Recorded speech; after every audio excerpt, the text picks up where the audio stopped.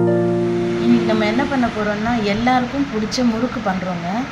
முறுக்குக்காக நான் வந்து பச்சரிசி வந்து நல்லா ஒரு 2 ஹவர்ஸ் ஊற வச்சுட்டு அதை நல்லா காய வச்சுருக்கேன். எப்படின்னா அரிசி வந்து நம்ம இப்படி உடைச்சா டப்புன்னு உடையணும். அந்த அளவுக்கு நல்லா வெயிலில் கூட காய வைக்கலைங்க. நான் வீட்லேயே தான் ஃபேனுக்கு அடியில் தான் நான் வந்து இதை காய வச்சுருக்கேன்.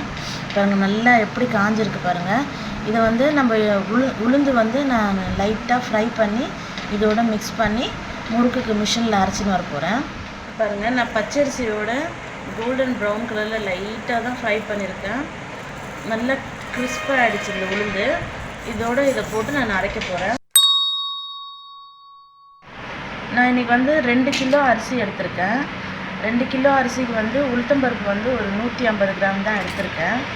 இந்த அளவு போட்டிங்கன்னாவே முறுக்கு நல்லா சாஃப்டாகவும் நல்லா கிறிஸ்பாகவும் இருக்கும் உங்களுக்கு. ஓகே, இதை நான் போய் அரைச்சிட்டு வந்துடுறேன். பாருங்கள் நான் அரிசி மாவு வந்து நல்லா அரைச்சிட்டு வந்தாச்சு. இப்போ இதில் வந்து நான் சூடாக காய்ச்சின எண்ணெய் ஊற்ற போகிறேன். நான் இன்றைக்கி பட்டர் போடல, இதில் எண்ணெய் தான் ஊற்ற போகிறேன். எண்ணெய் ஊற்றி எப்படி பண்ணலான்றது இன்றைக்கி நம்ம பார்க்குறோம். பாருங்கள் சூடாக நல்லா எண்ணெய் வந்து நல்லா சூடாக இருக்குது. இதை ஊற்றிட்டு இது பிசைகிறேன். இந்த எண்ணெய் ஊற்றிட்டு இது மாதிரி நம்ம பிசையும் போது என்ன ஆகுதுனாக்கா முறுக்கு வந்து நல்லா சாஃப்டாக வரும். பாருங்க இப்போ எண்ணெய் ஊற்றி நல்லா கிளறிட்டேன். இந்த மாதிரி மாவு வந்து இப்படி நம்ம பிடிக்கும்போது இப்படி வரணும். இந்த மாதிரி வந்துச்சுன்னா முறுக்கு நல்லா உங்களுக்கு சாஃப்டாக வரும். அந்த அளவுக்கு நம்ம எண்ணெய் ஊற்றி பிசையணும். இதுக்கப்புறமா தான் வந்து நம்ம உப்பு பெருங்காயம் அதெல்லாம் போட போகிறோம்.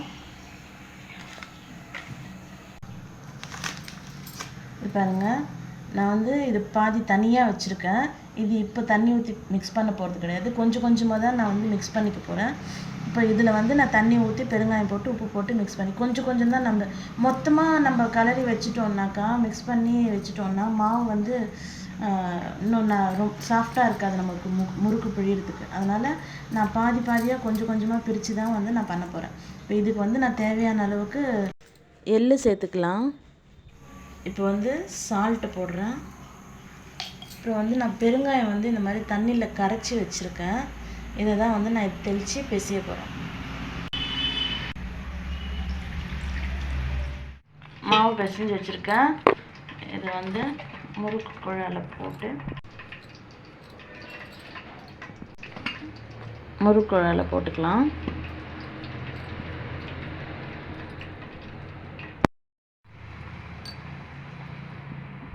முறுக்கு பிழிஞ்சிக்கலாம்.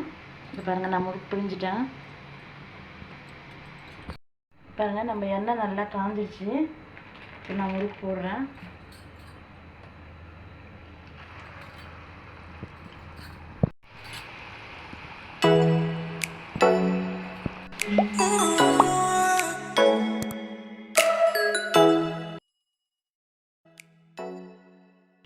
பாருங்கள் நம்ம முறுக்கு ஆயிடுச்சு. நம்ம முறுக்கு போடும்போது இந்த பபிள்ஸாக நிறைய இருந்துச்சு இல்லைங்களா? இப்போ இது குறைய ஆரம்பிச்சிருக்குன்னா நம்ம முறுக்கு நல்லா வெந்துடுச்சுன்னு அர்த்தம். இப்போ நான் எடுத்துடுறேன் முறுக்கை. இது வெள்ளையாக இருக்குதுன்னு நினைக்காதீங்க, இது ரொம்ப நல்லா கிறிஸ்பாக இருக்கும். ஏன்னா இது பாருங்கள் நம்ம முறுக்கு ரெடி ஆகிடுச்சு. எவ்வளோ கிறிஸ்பாக இருக்குன்னு மட்டும் பாருங்கள். அப்படியே உதிர்ந்துடுது. நான் ஒரு துளி கூட பட்டர் போடலைங்க. ஆனால் முறுக்கு அவ்வளோ சாஃப்டாக இருக்குது, கிறிஸ்பாகவும் இருக்குது.